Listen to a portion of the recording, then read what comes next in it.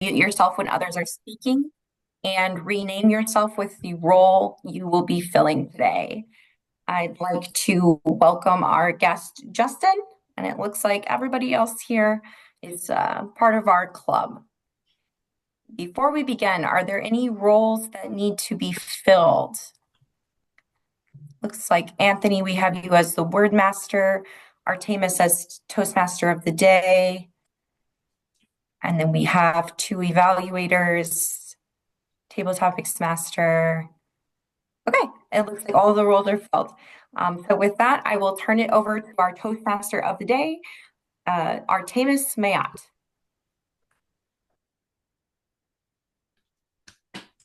Thank you, Madam President.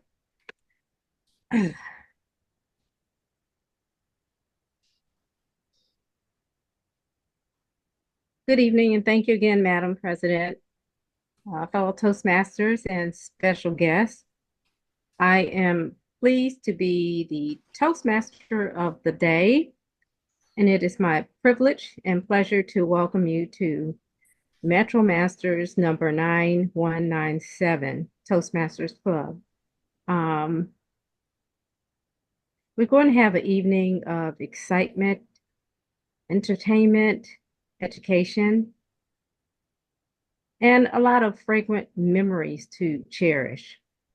Purpose and duty of a Toastmaster is to host, conduct, and create an atmosphere of this word you pretty much motivate and keep the meeting going smoothly, and to invite everyone to listen actively and deeply. There are three parts of a Toastmasters meeting. There are table topics, prepared speaking, and evaluations. And with this, you also have helpers with the evaluation segment of the meeting, also called pillars. So at this time, I'd like to, let's see. I oh, I usually have this up. The first segment of the meeting. Been trying to log in. 1 second.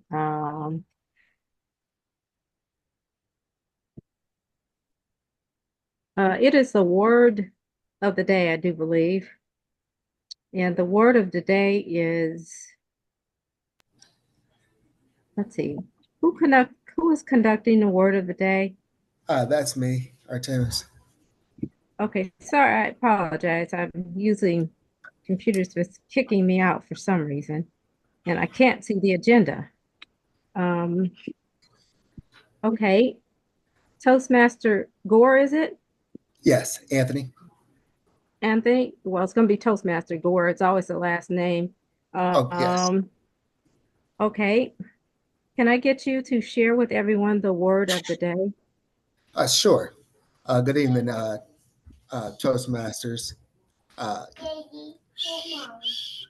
I, I apologize for the disruption. I have my son in the background.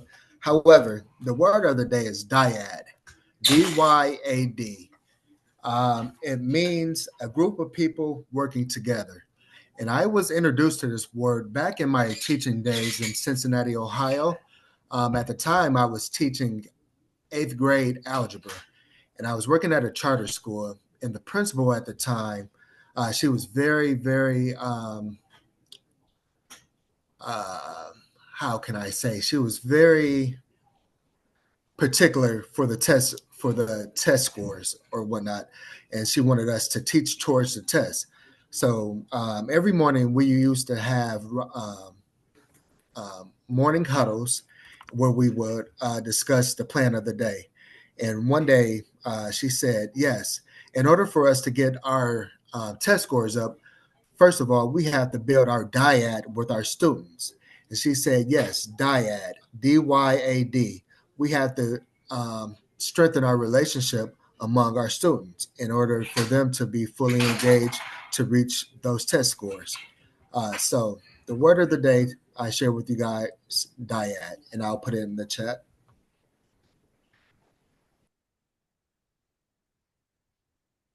Okay, thank you so much. You're a godsend that you actually was so worthy that I got a chance to bring up the agenda. So thank you. Just God bless you. All right, moving on to our first pillar of the meeting, which is our prepared speaking. And our first speaker, we have Kimberly Toastmaster, is Kimberly Baird Cooley, Toastmaster Cooley. Toastmaster Kimberly, I'm gonna just say Kimberly Baird Cooley because her mother is Kimberly is, well, there's two Bairds. So if you could please share with everyone the title of your speech, what project, if you've chosen a project, what your project is, and just a little something about yourself and the time of your speech as well. So I will at this time ask Kimberly Barrett Cooley to share some information. Thank you, Toastmaster Maya. This speech is called Mentor and Protege, and this is on the engaging humor pathway.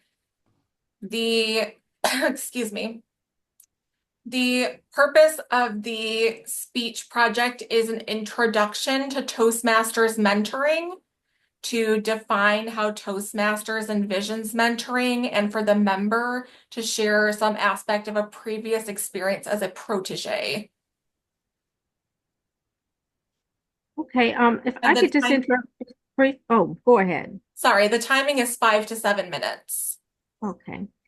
And you're also the timer, right? I am. Oh, okay. Um, all right. Thank you. I can be your timer. Oh, perfect. Thank you. Thank you. Toastmaster Karen, would you mind sharing with us the I don't know if we have any guests or not, maybe the signal lights for timing? Oh, sure. I'm happy to do that. We always want to stay within the time frame allotted for a speech, and this is a good discipline. So to keep the speaker on track, when they reach the minimum amount of time that their speech is allotted, in this case 5 minutes, I'm going to put up a green background behind me. When we're halfway between minimum and max, which will be 6 minutes, I'll put up a yellow background. And when we get to 7 minutes, if we get to 7 minutes, I'll put up a red, and the red background will stay up until the speech is completed. Well, at this time, thank you, and let's all put our hands together. Madam Toastmaster, I have a question. We have 4 evaluators and 2 speakers. Do we have the evaluators properly assigned? Thank you. So I'm evaluator number 1 and general evaluator. So if you would like to evaluate this speech, I can just do general evaluator, or Okay, That would be fine. Oh, okay. that would be great. Okay. And who would we have to evaluate Toastmaster Karen Barrett Cooley? Kimberly Baird Cooley. really? Felice isn't evaluator number 1 is Bill. Yes. No. So Bill will evaluate Kim, and then Felice should evaluate Sheila. Yes. Yep. Thank you. Okay. Okay, at Now, this time, I'm sorry.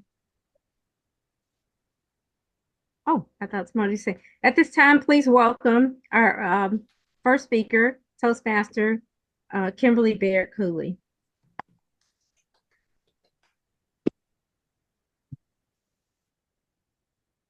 Have you ever been so embarrassed by a peer's bad behavior that you felt the need to apologize on their behalf in hopes that it would distance your association with them? I have. I remember it clear as day.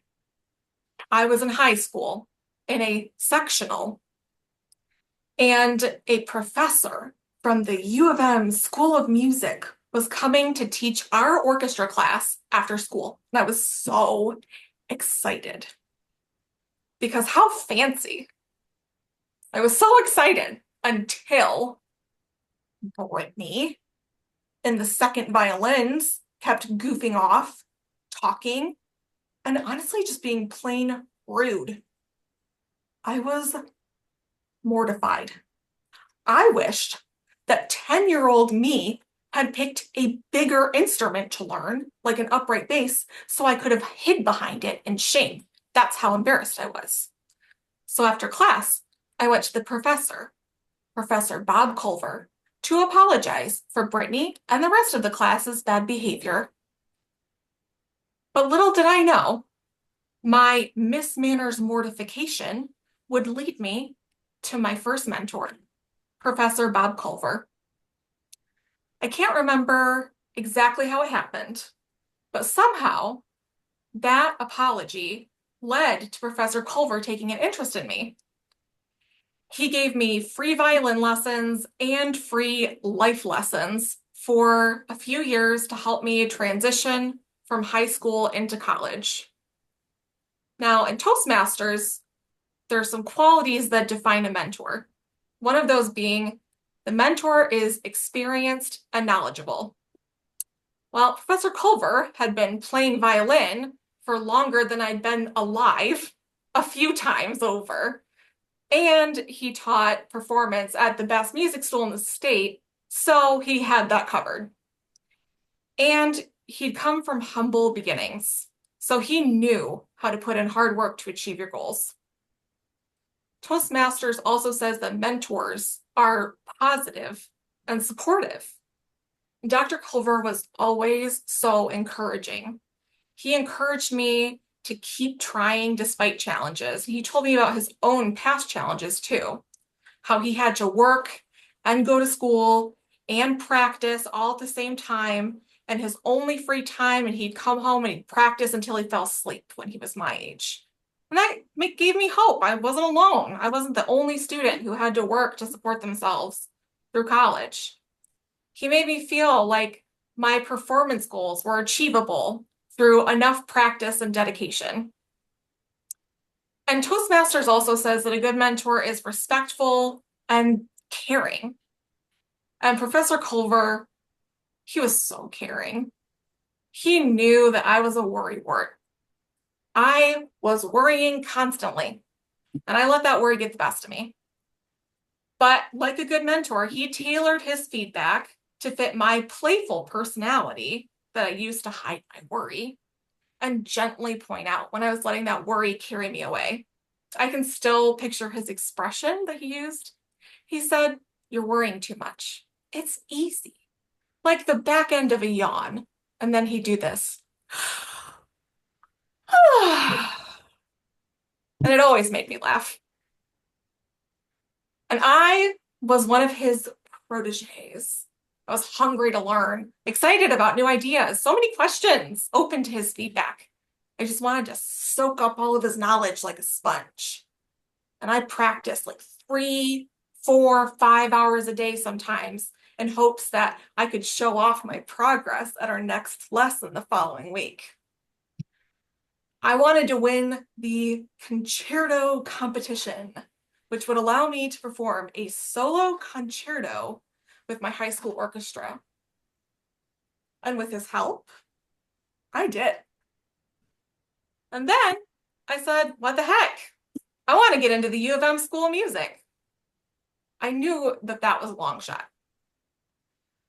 And even though I think he knew that I wouldn't get in, I was not nearly good enough, and that's okay. But he still pushed me towards that goal.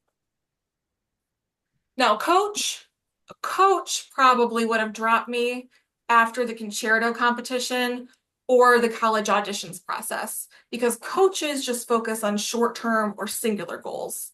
But Professor Culver was my mentor, and I was not fully cooked yet. When I got to college, I would take 2 buses and walk a quarter of a mile to get to his office for a lesson, and I wouldn't dare be late. He hated lateness. And that's hard for me because I'm perpetually 10 to 15 minutes late everywhere I go. But I respected him so much that I couldn't bear the idea of upsetting him. Mentors and proteges respect one another's time and boundaries. And he didn't just teach me about violin. One year, he had a holiday party and invited me to come on the condition that I had to talk to someone other than my parents or my boyfriend that I didn't know, and I had to do it all by myself. I knew it would be good for me, but I was so mad at him for giving me that homework assignment because I was shy and I didn't want to. I didn't want to talk to someone new. It's scary. But I did because he never steered me wrong before. And finally, once I built up my violin skills and my overall being a confident person in an adult life skills, we parted ways. So next time you see someone doing something a little rude, speak up. You never know who you're going to meet or how they'll impact your life.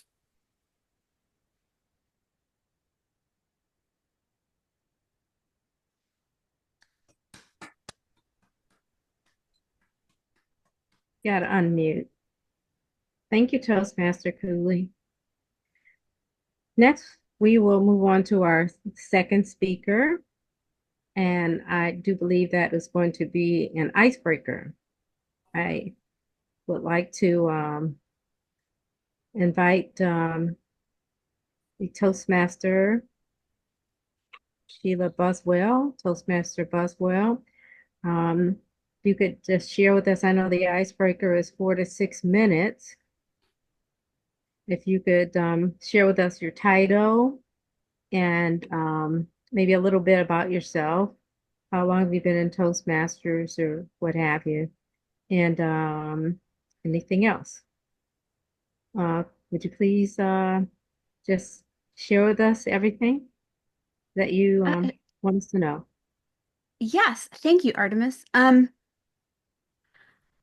I just joined Toastmasters the end of January this time, but previously, like 20 years ago in college, I did Toastmasters. And my reasoning for 20 years ago was I had a fear of public speaking, which I do not have now.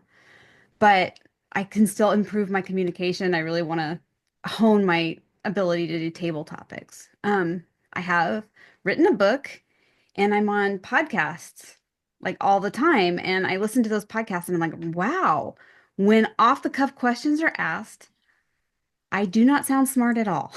So I don't do well and I want to be improve that skill. The title of my speech is Two Lessons from My Journey. Okay, thank you.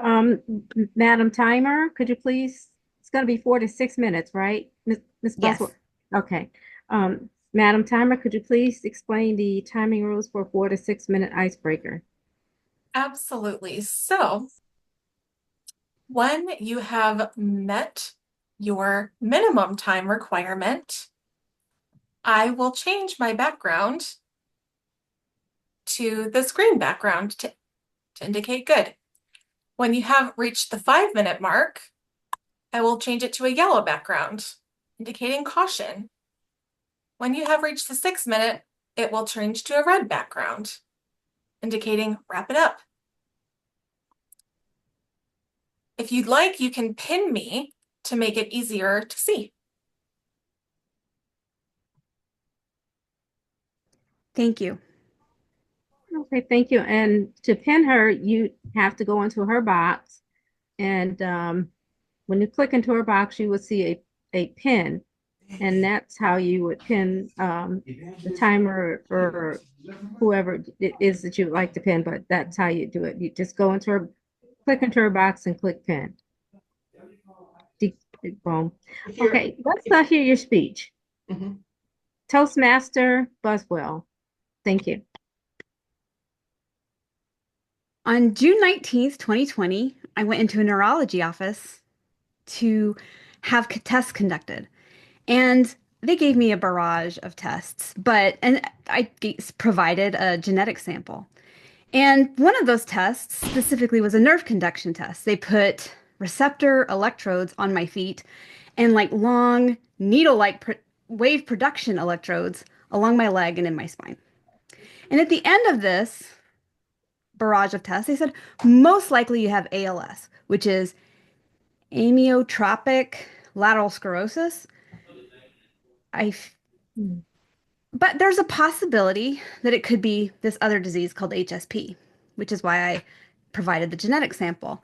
And that stands for hereditary spastic paraplegia. And it's a group of diseases. It's really rare, even as a group. But military veterans are 7 times more likely than the general population to have ALS or to get ALS or whatever, however that works.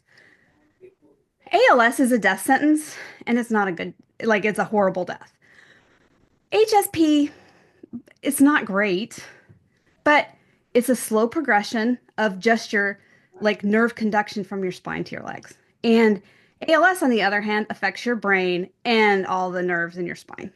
So very different and but similar in how it early on manifests in people. It was like 3.5 months between when I was told that and when I finally got the results of my genetic test. And during those 3 months, I was not kind. I wasn't at the best version of myself. I wasn't kind. I didn't have any patience. And the person who bore the brunt of basically I was scared was my husband, Greg, right? Like that's who I took it out on. And even though that wasn't fair. On September 4th of that year, I got the results of the genetic test. It was HSP, hereditary spastic paraparesis. And that diagnosis reframed the problem. I was really grateful it was only HSP. It could have been so much worse. And instead of focusing on what was going to happen to me, I was able to focus on, oh, this is so much better then. And that reframing taught me a valuable lesson. Like it's how you look at a problem sometimes. And that's the first lesson. The second, the main reason I want to join Toastmasters is to hone my communication skills. I don't do well with off the cuff speaking. And I learned that I wrote a book called Is the Seat for Me? And it did pretty well. And I was invited on a lot of podcasts, but I would listen to those podcasts and I was like, wow. So I saw room for improvement in off the cuff speaking. And although table topics freaks me out, I want to hone that skill. I want to endure that more. But to introduce myself fully and to talk about the life lessons I learned in my journey, I would like to start at the beginning. I was raised in Utah in the West Desert of Utah at a military base called Dugway Proving Ground. It's a chemical biological testing facility for the military. I went through school, high school, with an odd mix of like ranch kids, scientist kids, and Native Americans because it was right outside a Goshen Indian reservation. From there, I got a scholarship to the University of Utah, where I started my mechanical engineering education. And I lost that scholarship after 2 years, and that's when I joined the U.S. Army in 1997. In 1998, I deployed to Bosnia, where a generator fell on my foot and I was injured. In 2001, I got a medical discharge for that injury. And after my discharge, I worked for a lot of great companies, and I completed my education, obtaining ultimately an MS in engineering. In 2018, my mom fell in Arizona and she rehabbed in Arizona. And I went to do what a daughter does when your parent is in a hospital. So I was frustrated because not only had the activities of daily living like toileting had not changed, the problem had gotten worse. There's fewer healthcare workers. You still had to endure an entourage, but there's fewer people to be that entourage. I recognized the problem. I knew that there was a better solution, and I vowed to help develop a device that would solve these problems going forward. That's how Buswell Biomedical and the Upward Mobility, or UPMO, started. Starting a business is brutal. I learned a lot of lessons, and one of them was that when I pitched my business or presented anything, I would be diagnosed with imposter syndrome. And I researched what that was, and I realized that, I was diagnosed or pathologized with imposter syndrome for asking questions.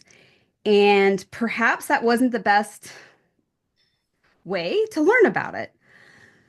I realized at that time that like a lot of people, if not everybody, has imposter syndrome at different points in their life. It might look different, but it's a common systemic problem. And I wrote a book. That book, Is This Seat for Me, has like 240 reviews on Amazon and a really good average, 4.8 out of 5 stars. So it's done really well, but that problem still exists. The second thing I learned was that when I started the business was that pitching my business, people judge books by their cover. I often talk about machine learning or my business, Buswell Biomedical and the upward mobility. But before they hear the words coming out of my mouth, they see me hobbling and wobbling up to the stage because of my HSP. And it's frustrating that people judge books by their covers, but I do it, you do it. The question is, what do we do next? And I think as a group of people, we need to acknowledge that we've judged a book by its cover and taken more information to get a complete picture. Those are the lessons I've learned through my journey, and I would love to talk more. Thanks.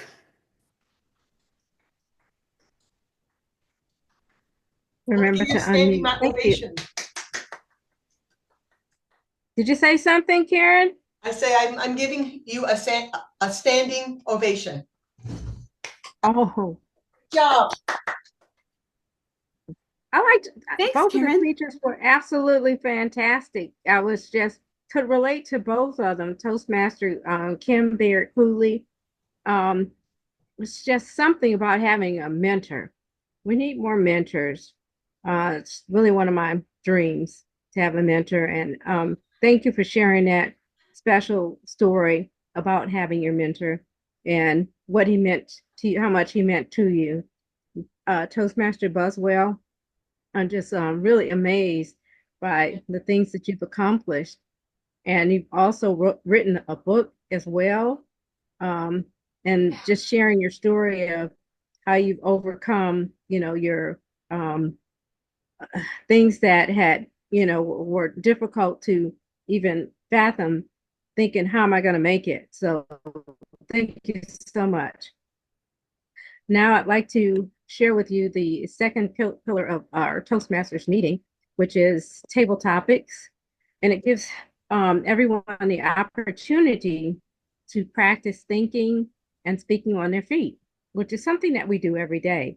And it's so many different terms for it, impromptu, what have you.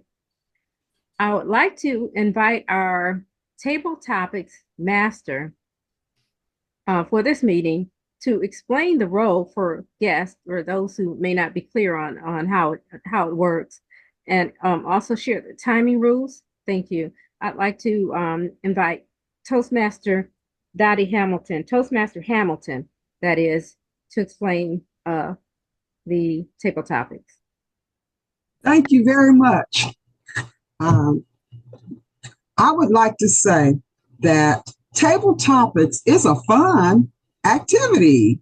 We have topics that when you are participating, you will get it and you will do extemporaneous, off the cuff, 1 to 2 minute speaking on the topic. And you are able to have your name called and the topic presented to you. Now, we do have someone, Justin. He can either accept or pass, but we would love to have you participate. You know that Friday is Valentine's Day, Love Day. So I have a lot of topics here, and I'm going to do it with a fairness where I will ask you to give me a number, and then you will have the number following that topic. Let's start with Toastmaster Moylan. Number 1 through 16, please, sir. Number 14. Number 14. All right. So,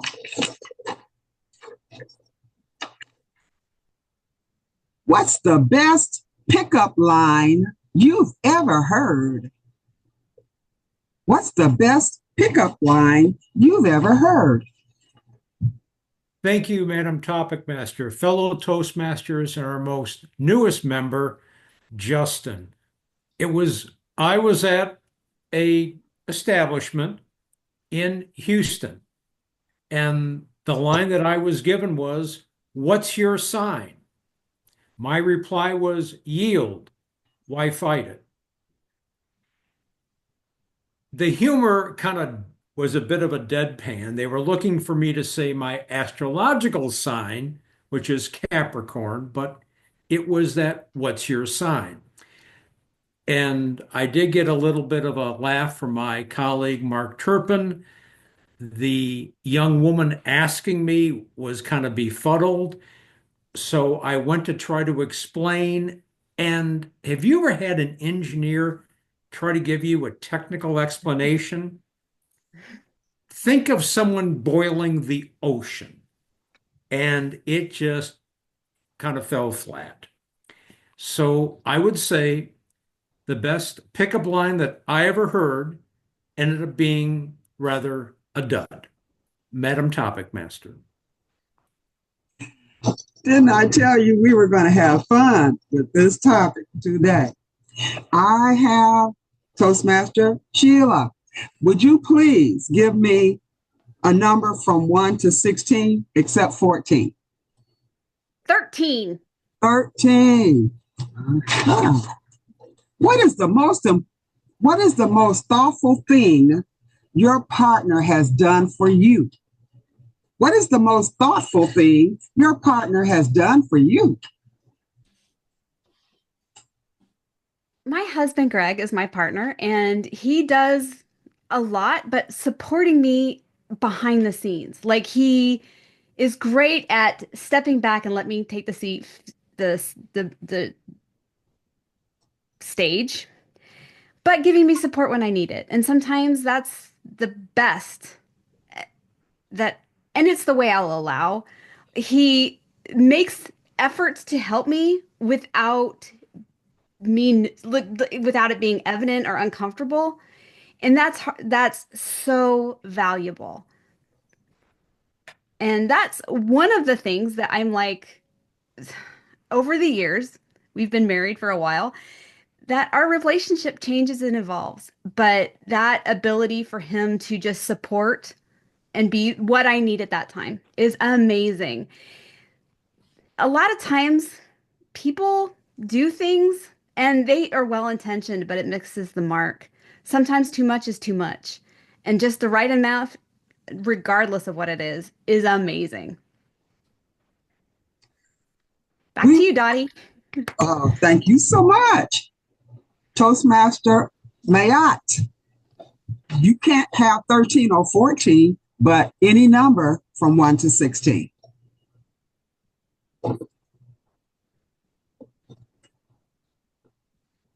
Toastmaster Mayat.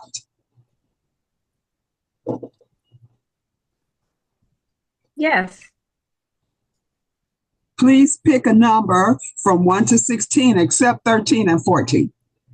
Number 17. No, ma'am. 1 through 16. Oh, I'm sorry. Today is one of those days. You said 1 through 16? And not 13 or 14. Oh, let me see. Number 5? Sure. Number 5. What is the best gift you've ever been given? What's the best gift you've ever been given? This is Love Valentine's Day. What is the best gift you've ever been given? Let's see. What's the best gift that I've ever been given?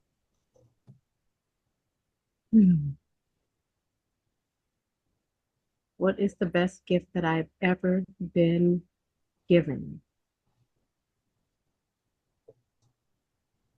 What is the best gift that I've ever been given? Why is that so difficult for me to think about what's the best gift I've ever been given? I am flabbergasted.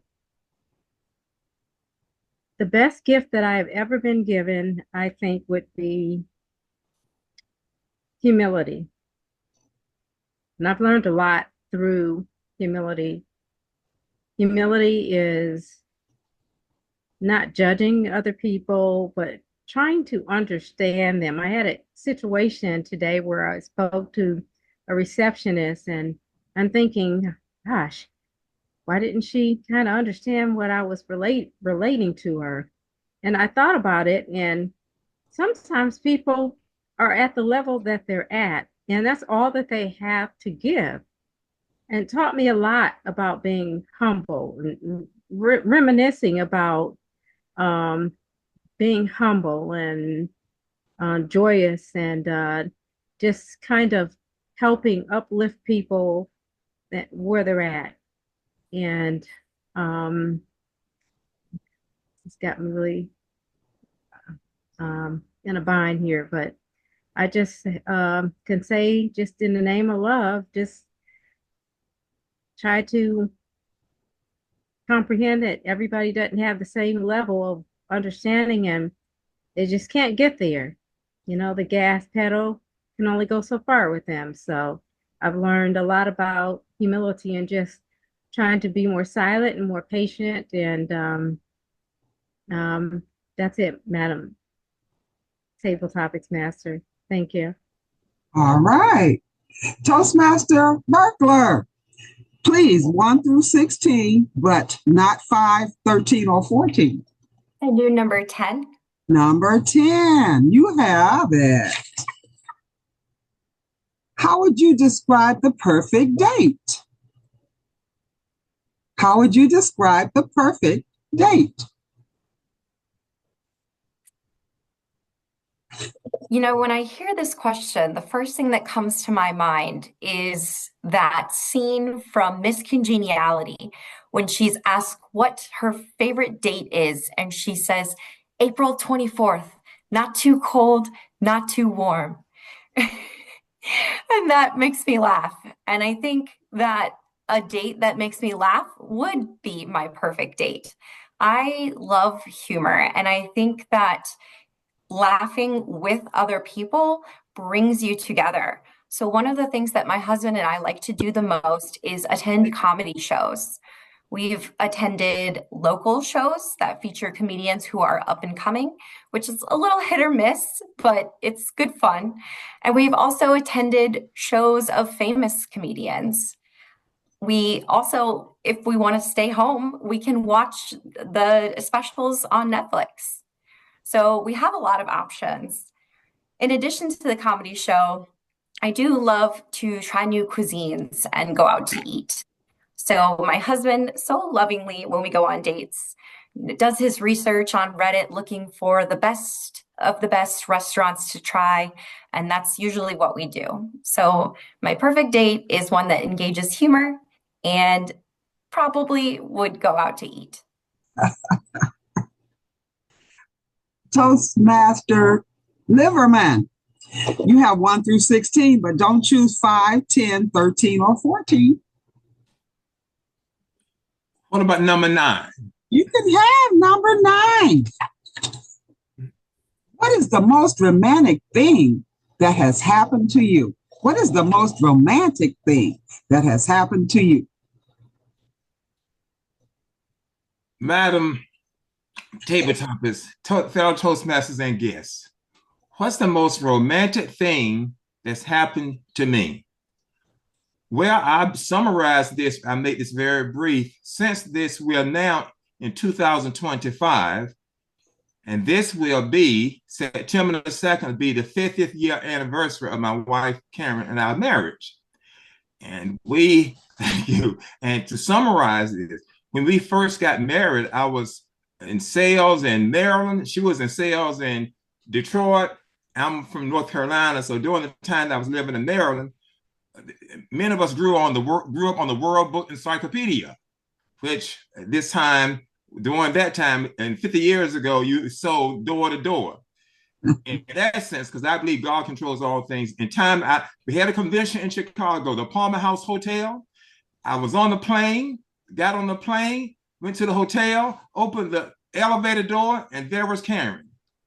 First time we met, and in the essence of that story, the first time we ever met, it was a romantic meeting because we got married a few months later, and as I mentioned earlier, go back to this year, September the 2nd, 1975 to September the 2nd, 2025, that's where we are now, would be 50 years. But that meeting on the elevator, I would call this the most romantic meeting of my life. Thank you, fellow Toastmasters. Toastmaster Anthony, please, what number would you like? And I'll tell you which ones have been. Number 11. 11. Because of your math ability, you remembered all the numbers. Thank you. About your first date with your spouse. Tell us about your first date with your spouse. The first date with my spouse. We went to the Bahamas, but let me give you the backstory to that. We started off as good friends, and leading up to the first date, I ended up getting a new apartment in Cincinnati, Ohio. The move-in date was August 30th, 2014. However, I couldn't move in the day that the apartment was promised to me because they needed to finish a few renovations. So during the interim time before the apartment was ready, my wife at the time, my wife now, friend at the time, let me stay at her apartment. I said, I just need to stay here for the weekend. I'm gonna park my U-Haul across the street and just let me stay on your couch.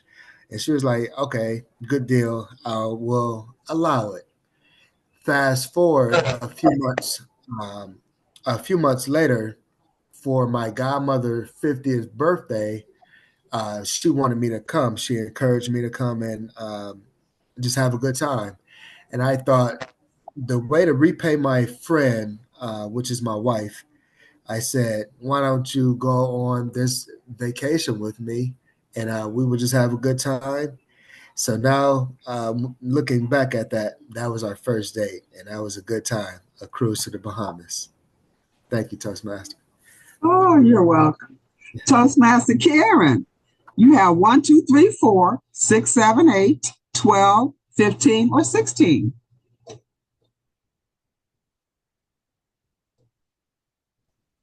I will go with number 1. Number 1. What's the best piece of relationship advice you've ever received? What's the best piece of relationship advice you've ever received?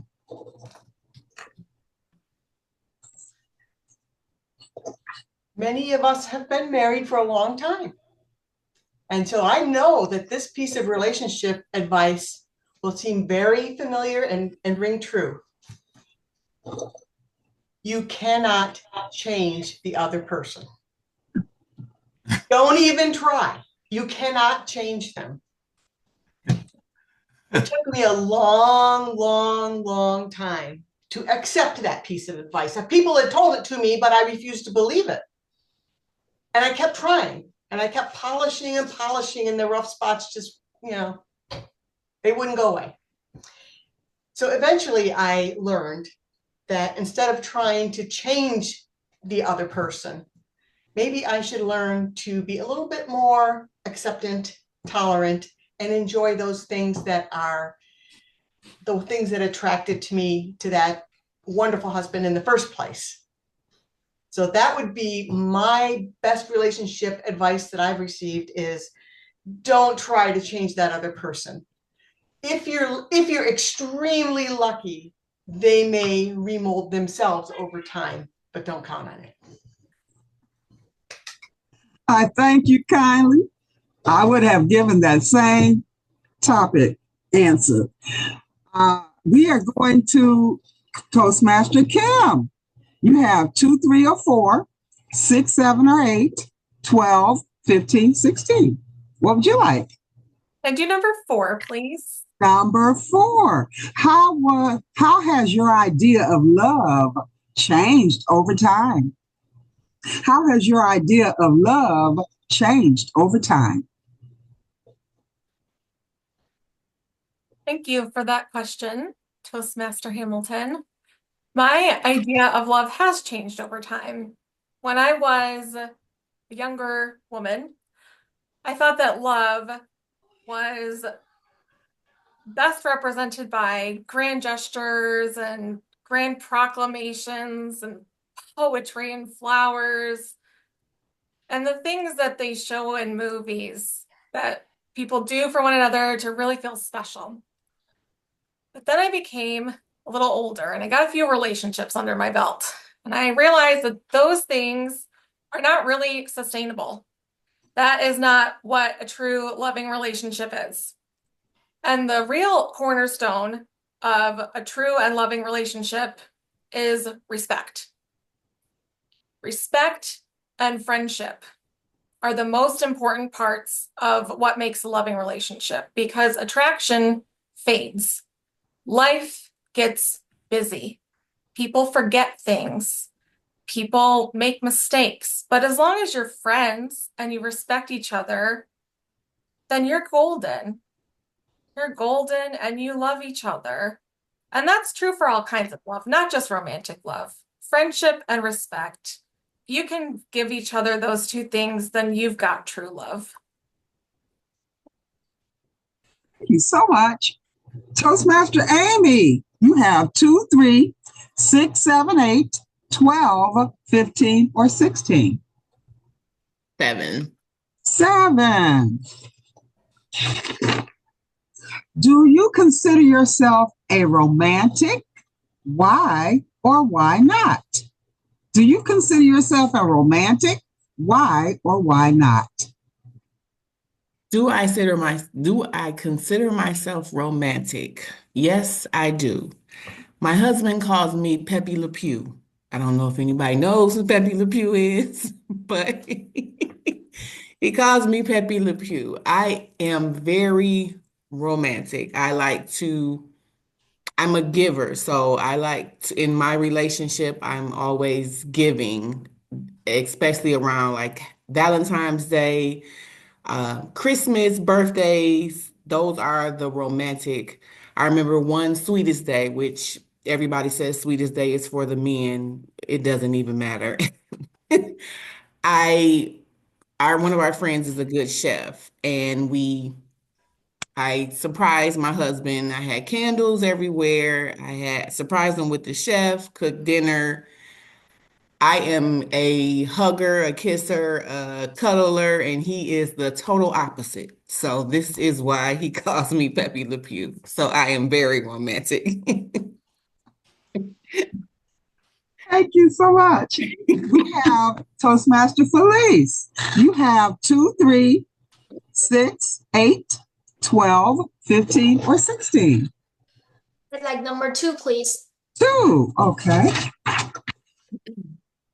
What is the most important thing you've learned about love?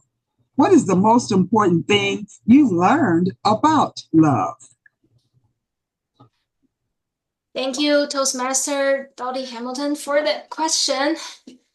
Most important thing I learned about love. I actually have learned a lot. At the beginning, I learned it from literatures about, the Romeo and Juliet kind of love. And then as I started grow into adulthood and started meeting people and eventually got married, and now I've been married for almost 10 years and have children, have one kid. And then it's a lot of things have been changing, and I can't really say like the most important thing in here because the situation also changes. And at the time when I was in college, probably it's a lot of things that matter to me now. It didn't really matter at the time. So, but right now, when I think of the important thing for love, I don't always. I'm not really the romantic type of person. I don't say like I will love you forever kind of thing. I don't really believe in forever, but I really believe in the present moment. So I really think it's, for me, that the important thing is what we do today, what we do this week, and what we feel about each other, about our life at this moment. And maybe we have a plan for the future. Maybe we don't. A lot of things we don't plan, but that is okay. And I think that makes the foundation of our daily life, of our family, and that's how I do love with each other. Thank you all. Thank you so much. Toastmaster Justin, you are now a dyad in Toastmasters. Would you please pick a number 3, 6, 8, 12, 15, or 16? Alrighty, thank you so much, Toastmaster Hamilton. I can get used to this. I'm learning the lingo already. So I'll pick number 8. Number 8. All right. What is the most romantic thing you've ever done? What is the most romantic thing you've ever done? Great question. I'll keep it PG though. Definitely my ex-wife at the time. She had previously, wanted to start painting, and she never actually tried her hand at that. So it was the Valentine's before we got married. I just had we wound up going on a date, wound up going like on a picnic or whatnot out to one of our local parks. But I had already set up our apartment. I had wound up buying like all sorts of art supplies, like canvases, paint brushes, all those type of utensils. I had set them up. So, when we wound up coming back from the date, what I'm saying, we opened up the apartment and boom, she had her the artwork and everything, and she was shocked. She was shocked. So I just feel like it's just those moments when you pay attention to your partner, you know what they want, you know what they like, you know what I'm saying, and you just go out of your way and do something nice for them. So Thank you. I am excited to have the group participate. I don't believe I've slighted anyone, and I turn it back over to Toastmaster of the Day, Mayat. Thank you, Toastmaster Hamilton. I really appreciate every single question that you asked. It's like someone was like, I wish I had got that one. Because it was one where you said something about some sort of line, if somebody's dating, what it was. And some guy was like, did it hurt when you fell from heaven? So I just remember that. I was like, God, I wanted to say that and kind of throw something funny in there. But thank you. I really appreciate it. At this time, this is time for our third pillar of our Toastmasters meeting, and that is the evaluation portion. I'd like to ask our general evaluator, Toastmaster Verkler, if she would explain the role and the timing for the evaluations and so forth. Thank you. Yes. So as Artemis mentioned, this is our evaluation portion, which some might think is the most important part of our meeting, because this is the point at which we receive feedback and make sure that we are always growing. So it's not just me. I have a team that's going to help me out. We're going to have evaluators for both speakers. We're going to have a table topics evaluation, which is unique for our club. I'm not sure that other clubs offer that. We'll have our all counter and grammarian, and then we'll follow that with our timers report, after which I will give an evaluation of the general meeting. So first, we will have Bill Moylan evaluating Kimberly Baird Cooley's speech in 2 to 3 minutes. Take it away, Thank Bill. you. Thank you, Madam General Evaluator, fellow Toastmasters, and most of all, Kim. Kim, you really treated us tonight to a rather intriguing speech on mentoring. Some of the very positive things that you exhibit. First, your vocalization, your gestures, with a little whisks of whimsy, because this is an engaging humor path. But really, it was your organization. I really appreciated how you opened your speech asking a question, which was rather embarrassing. And that kind of really grabbed the people's audience because you told us it was embarrassing question. And it was a rather interesting way it kind of led us to see what kind of a accomplished musician you are, what kind of a playful child you were, and how this Professor Bob Culver became quite the mentor for you. Another area of how your organization really worked, of how you stepped through the mentor qualities and then added examples of what Professor Bob had done, such as an expert in knowledge. Well, goodness, he's a professor at the University of Michigan. But still, you gave us this idea, my goodness, your mentor from an early age was a virtuoso of music. You talked about how he was encouraging, which professors are supposed to be, but how he challenged you to push yourself. Now, that's the sign of a great leader and a great professor where they pull you to where you need to be. But I really liked how you talked about your dyad with him of being respectful and caring. And that's where you kind of got into the gestures and the pieces with the vocal variety, type of thing of on timing. I really thought that was rather humorous. A couple of suggestions to make this a good, but really great. You've got to add props. My goodness, where's your violin with your bow? That would have worked well.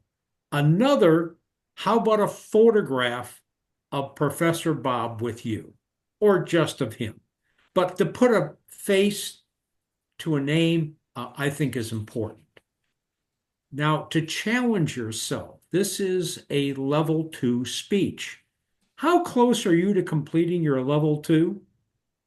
The club really could use the points. We're at 6 now. You completing your level 2 will give us 7. No pressure, but please look at that.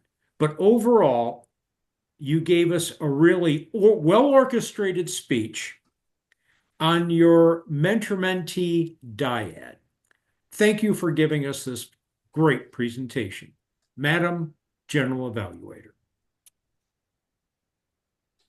Thank you. Our next evaluator will be Toastmaster Felice Wong, and she will be evaluating Sheila Buswell's icebreaker speech in 2 to 3 minutes. Yeah, thank you. First of all, thank you so much, Sheila, for giving us this interesting introduction of yourself. This is officially welcoming you to our club. I guess you're now part of us. We've all given our icebreaker. And I really liked your speech a lot. I think the most important, the most interesting part to me is that you're starting the speech with a little story. Like you're giving a very specific story from one point and expand it slowly into a bigger picture of what you're talking about. So you started like walking to the doctor's office and doing the test. And that's a very interesting way. And I think it immediately engaged the audience into what you're trying to tell us. And the points you're trying to say, the 2 lessons from your life, it's really it became very clear after you tell us all the stories and walk us through, and you also weaved in your life experience, what becomes you today, into these stories, and it really helped us learn a lot about who you are and what you've been through and what you're pursuing in the future. So that was overall a really good introduction.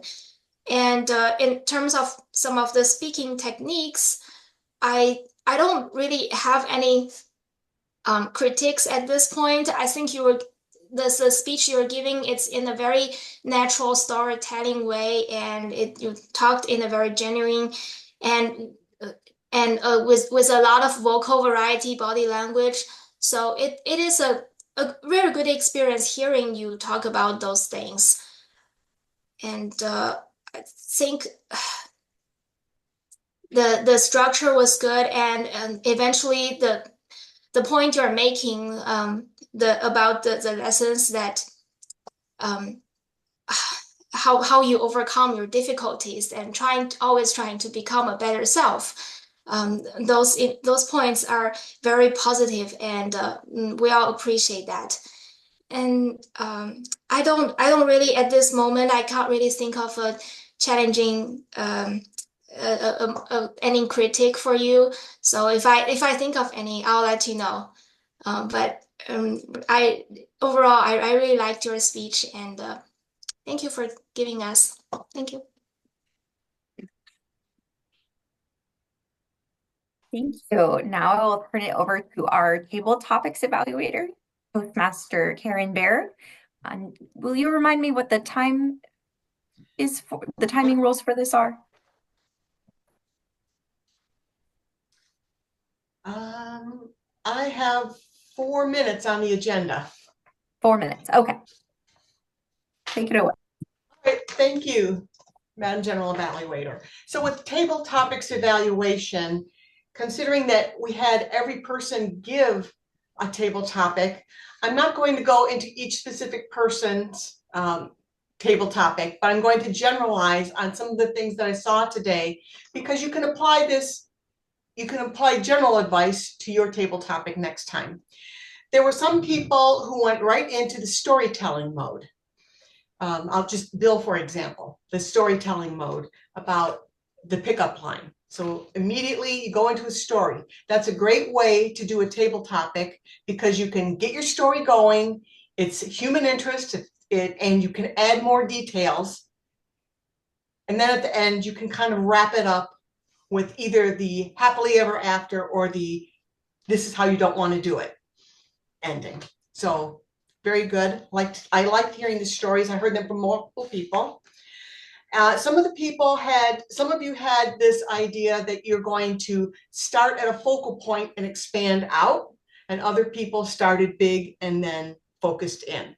Another good way to approach anytime you're doing a topic, you can start small and expand, start big and go in. What you don't want to do is scatter and not have it organized and just have it go all over the place. I noticed that there were a few people who were a little bit shaken when they got the questions because of the word best or most. And sometimes when we hear that word, our mind goes blank, because we've had dozens of experiences and then suddenly we're asked to pick the best one. And so it can get us shook up a little bit.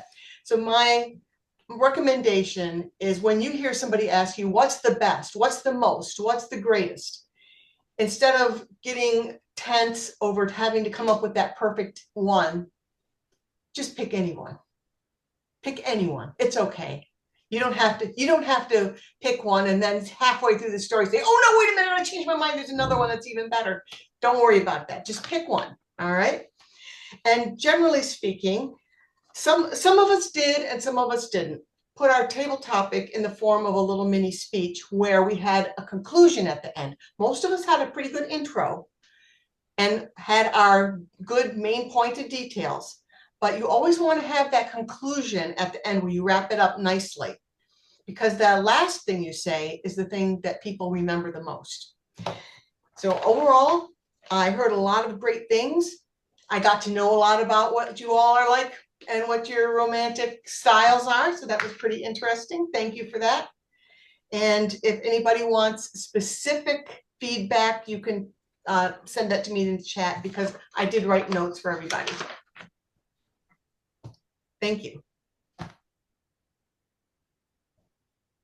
Thank you for that very helpful feedback. Next, we have our all-counter grammarian, which today is filled by Amy Dukes. Amy, can you give us your report and tell us why we do this? Good evening. So why we do this is to understand, correct me if I'm wrong, how many uhs and ahs and so's that we say when we are presenting our topic or our discussions. So Sheila, great. You did a great job. You had 2 and then for your table topic, I didn't catch anything. Anthony, you had a couple I's and a couple so's. Karen, you had one so. Kim, for your presentation, excuse me, you had 3 so's, and for your table topic, I didn't catch anything. Jelena, 1 so. Dr. Bill, nothing. Good job.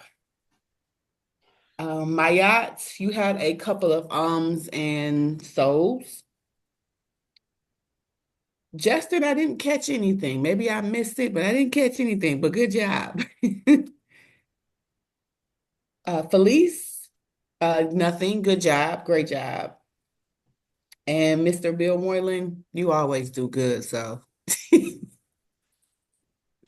that is it. Thank you. And then the last member of my team is the timer, who helps us make sure that we are staying within the allotted time amount. So Kimberly, could you please give your timer's report? Gladly. I did not time myself. Toastmaster Karen Baird. 6:49. Okay. For the table topics, we'll go in order of who spoke first to last. Toastmaster Bill Moylan spoke about the best pickup line for 1 minute and 13 seconds. Toastmaster Sheila Buswell talked about her supportive partner Greg for 1 minute and 9 seconds. Toastmaster Artemis Mayat talked about the gift of humility for 1 minute and 59 seconds. Madam President Berkler spoke about how her and her husband love to laugh and eat good food for 1 minute and 25 seconds. Toastmaster Dr. Bill Liverman spoke about the most romantic meeting with his wife on the elevator for 1 minute and 30 seconds. And congratulations on 50 years of marriage. Amazing. Toastmaster Gore spoke about his first date to the Bahamas, so fancy, for 1 minute and 37 seconds. I spoke about love and what it means to me for 1 minute and 14 seconds. Oops, that's Karen Baird. Just kidding. Toastmaster Karen Baird spoke about not trying to change people for 1 minute and 14 seconds. I spoke about what love means to me for 1 minute and 32 seconds.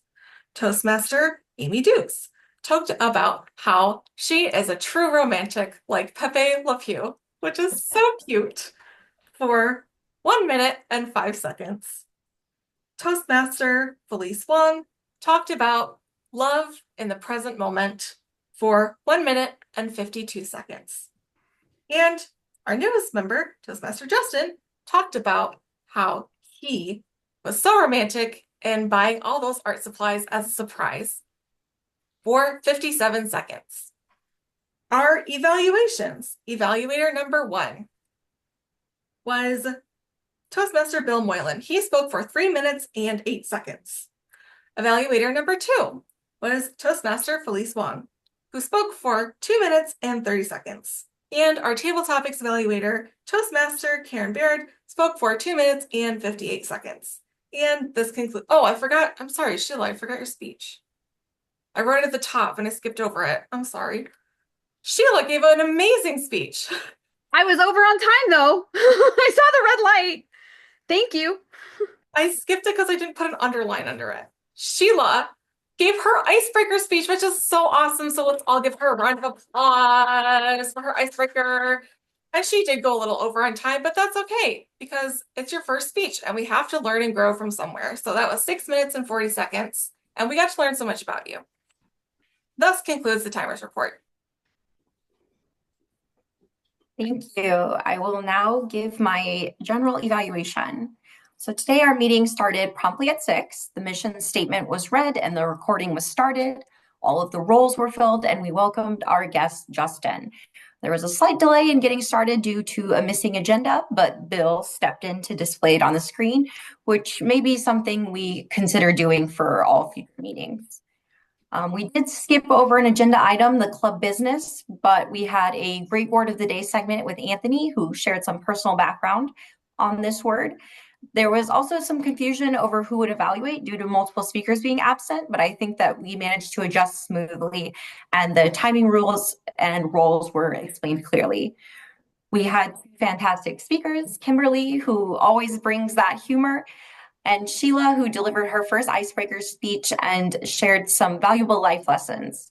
I think Sheila in particular deserves recognition for her improvement in table topics, speaking confidently for the full allotted time, just something that she said she was looking to get out of Toastmasters. So congratulations. Dottie provided excellent table topics with a timely theme of love for Valentine's Day. A special shout out goes out to our guest, Justin, who bravely volunteered to participate in table topics at his first meeting. The evaluations for both speakers and table topics were well delivered with helpful feedback. The meeting stayed on schedule, although we would have fallen behind if the additional speakers had attended. The word of the day was used effectively, and I think there was a noticeable improvement in reducing filler words overall. So in conclusion, the meeting went smoothly despite a few small hiccups, and it was a great opportunity for connection and growth. And I will turn it back over to our Toastmaster of the day. Oh, thank you. This was a really awesome meeting. I appreciate each and every one of you and how we just kind of work as a team. At this time, I'd like to introduce, it's going to be you, President Berkler, for our comments and questions. So I return control to our wonderful president, Toastmaster Berkler. Thank you.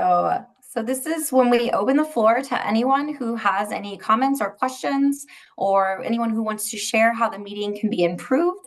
I think what we're most looking forward to is hearing from Justin what his experience was here. But I think, Bill, you had your hand up. So why don't you share? Yes, it's simple. Dues are due. You can pay them on your own online. Okay. Very important that we all get our dues paid so that we can get those distinguished club points. Thank you, Bill, for always keeping us on track. Justin, would you like to share your impressions of the meeting, or what you think, or what you're hoping to get out of Toastmasters?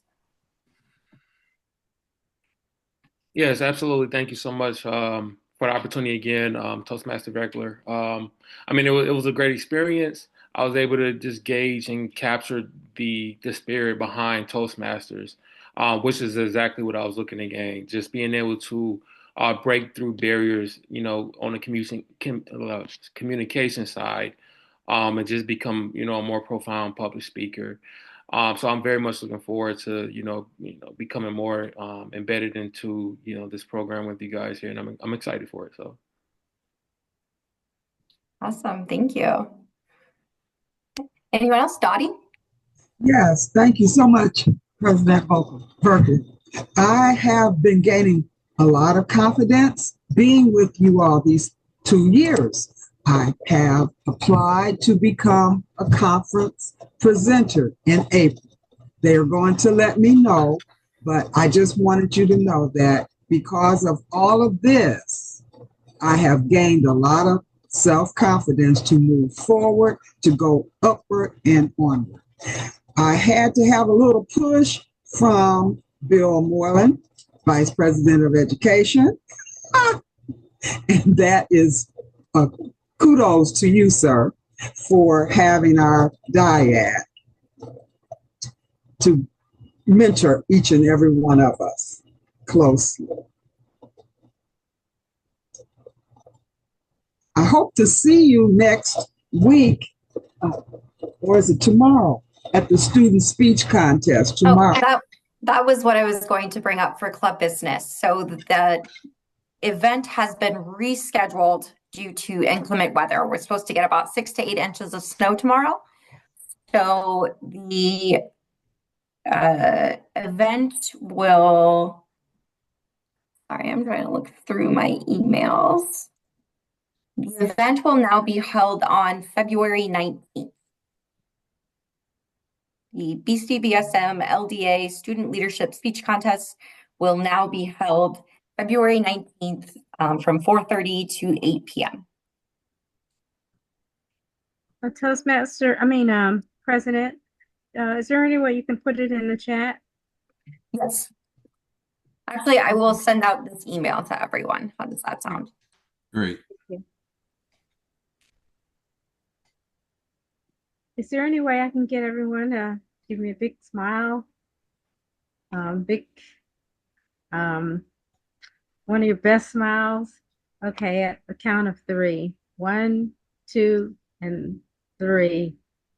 Let's see if I got everybody smiling. Yes, I do too. Thank you so much. Thank you. Right, if there are no other comments or questions, we can move on to Bill, who will be reviewing the rules for the next club meeting. I just want to say something else too.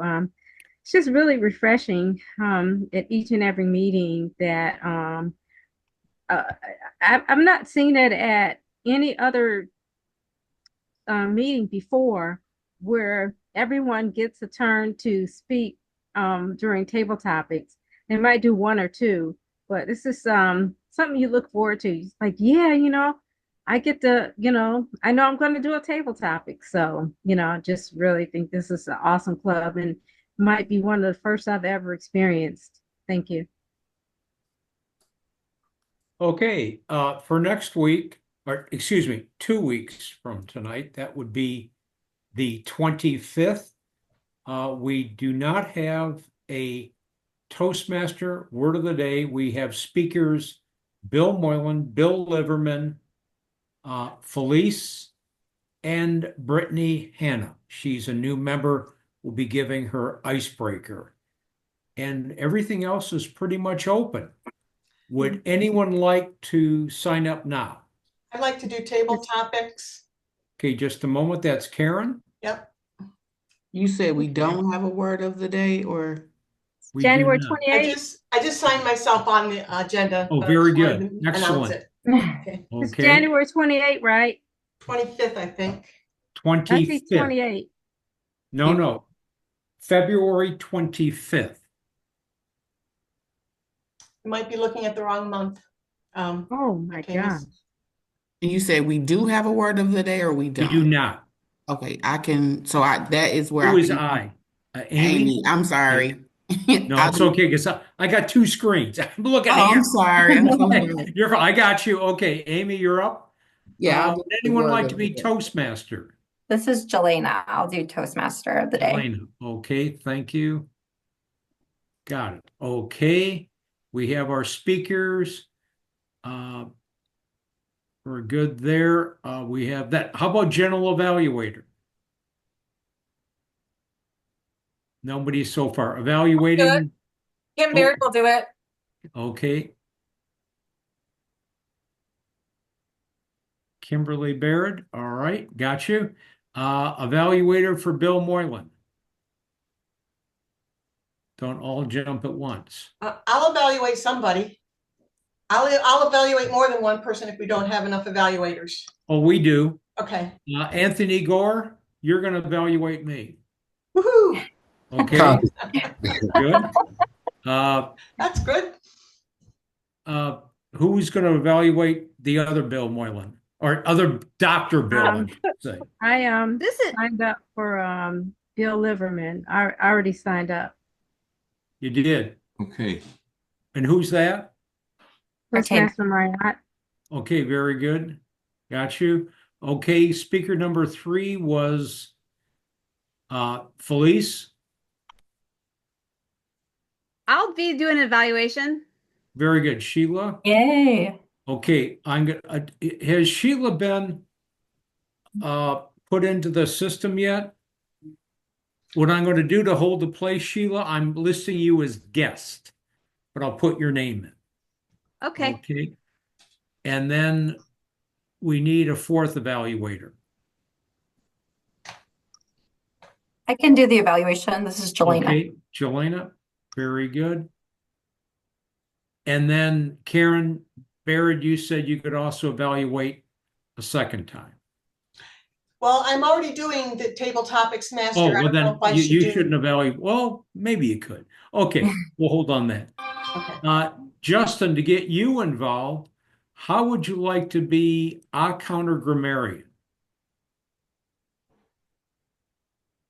All right, yes, Toastmaster Moylan, I'm gonna be honest with you. The Okay. 25th is my birthday. Oh, I might not even be able to speak. You know what I mean? I'm gonna just keep okay. honest with you. Well, we don't want to work anything that up. We'll give you a pass on that, sir. Okay. I volunteer to be all county grammarian. Who is that? Bill Liverman. Okay. All right. I'll take it. Okay, and the general evaluator was already Jelena? No, Kim Baird. Kim, I'm sorry. It's okay. There we go. Okay, we'll save that for now. And then we'll be sending this out. It's saving itself. And I will send this out for the other positions. Back to you, Madam President. Thank you. And does anyone else have anything they'd like to share before we?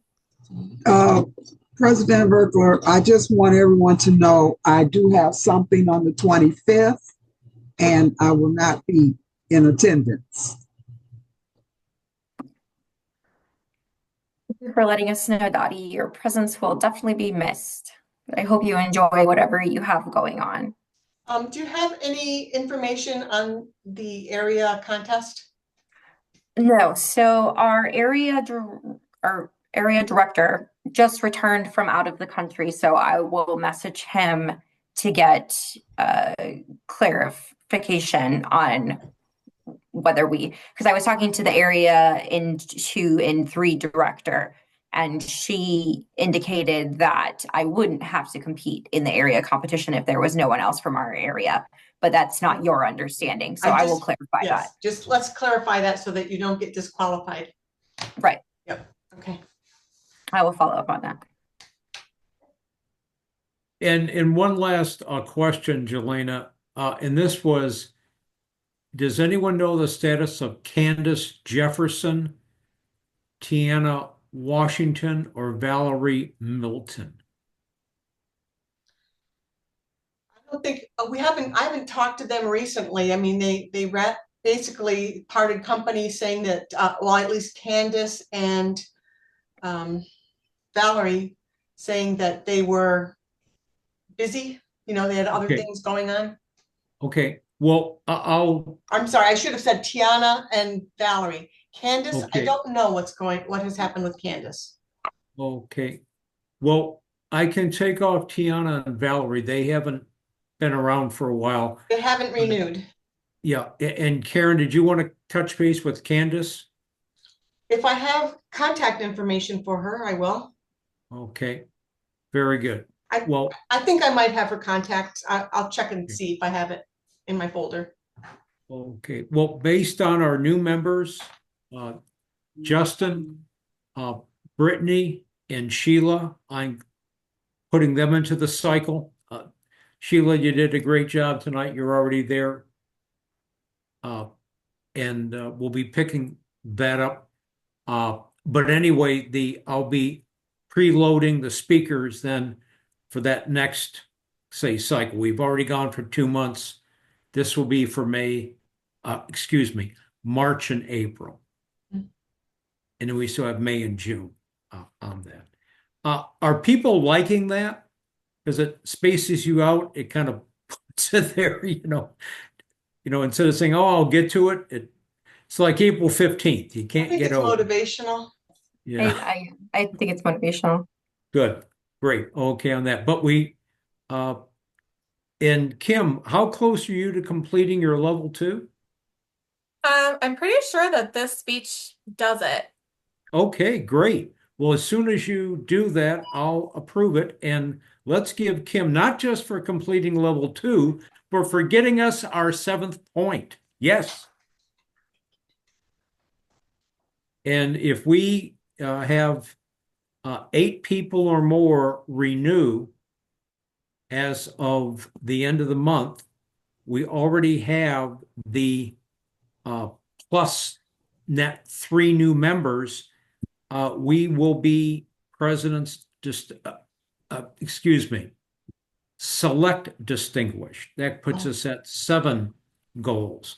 When we get to 9 or 10, we'll be presidents. That's still the goal, folks. So don't let up. And Justin, thank you, because you are now our 6th new member for this program year. So you're helping us as well. All right, anything else? Our next meeting of the year will be Tuesday, February 25th. I hope to see you all there. I will send out a calendar invite with the link shortly after this. With that, I will adjourn the meeting and wish you all a pleasant rest of your evening.